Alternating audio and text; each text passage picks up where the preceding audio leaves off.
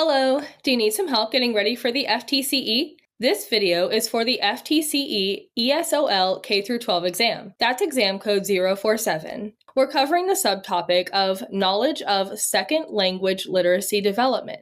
My name is Dani. I'm a certified K-8 teacher. I'm also a test prep expert for Study.com. In this video, we'll go over testing strategies for 4 sample questions from this exam to help get you feeling confident for test day. Ready? Let's go! Based on characteristics of different learning disorders, which of the following is true? Let's pull out the keywords from the question. It's asking us for the true statement that's based on the characteristics of different learning disorders. Our options are: poor coordination skills is a characteristic of a nonverbal learning disability. This is a true characteristic, so we'll go ahead and check this one.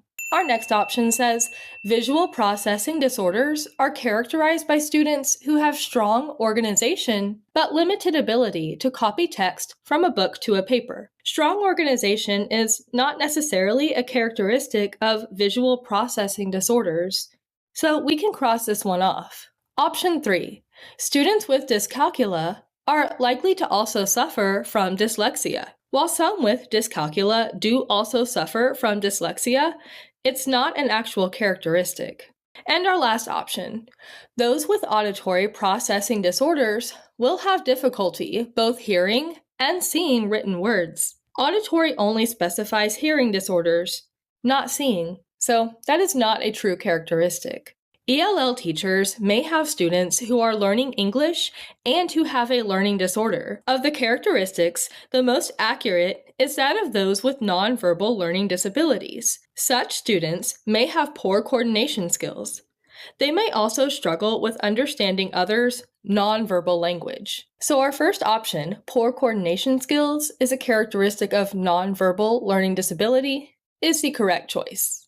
Mrs. Parker is a kindergarten teacher at Mosley Elementary School. She believes that literacy development is the most important thing in kindergarten. Mrs. Parker takes the time to praise and reward her students as they make strides in language acquisition and literacy development. She believes that her positivity will push students to want to learn more and reinforce what they are practicing. What individual variable is Mrs. Parker contributing to? Let's look back at our scenario to see what strategies Mrs. Parker is using. It says that she is praising and rewarding her students as they make strides in language acquisition and literacy development. Now let's look at our options to see what individual variable Mrs. Parker is contributing to by doing this. The first option is curriculum and development. Praising and rewarding her students isn't contributing to the curriculum and development. We'll cross that one off. The second option says personality. While it does sound like Mrs. Parker has a very positive personality, that's not the individual variable that she's contributing to. The third option is extrinsic motivation.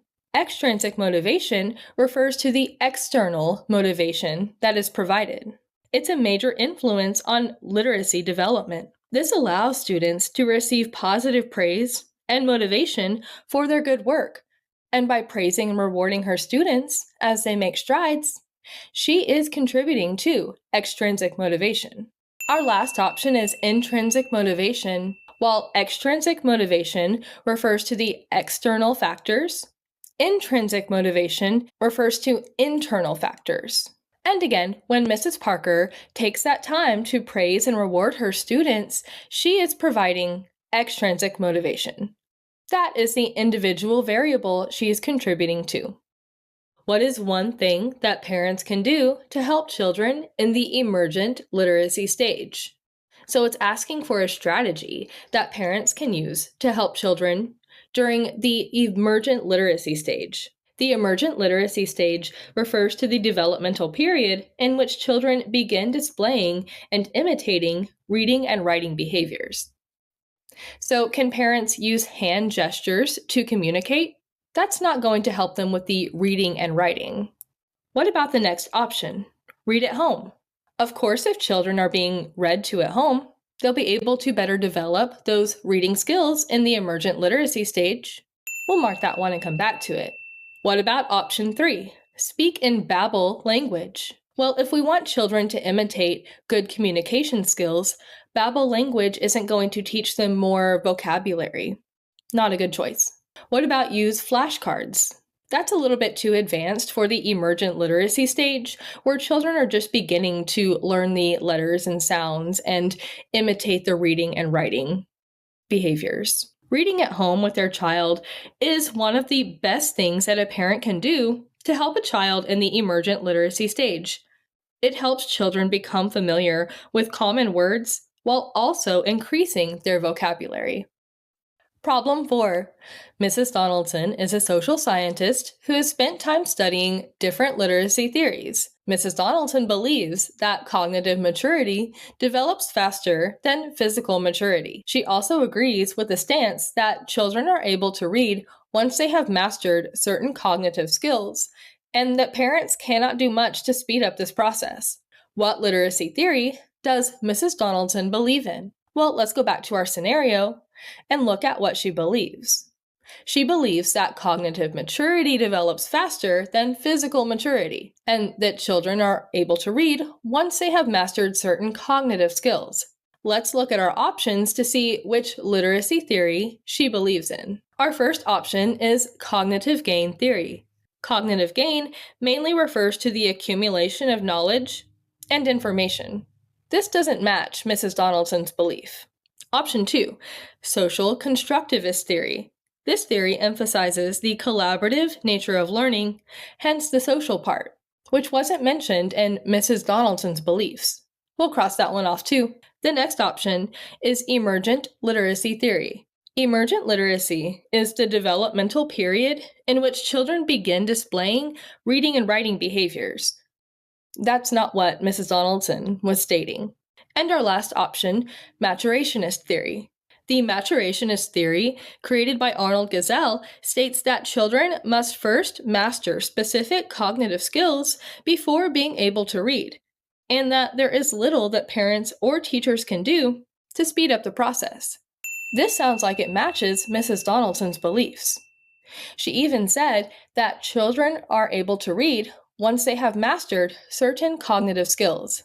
Maturationist theory is the literacy theory that Mrs. Donaldson believes in.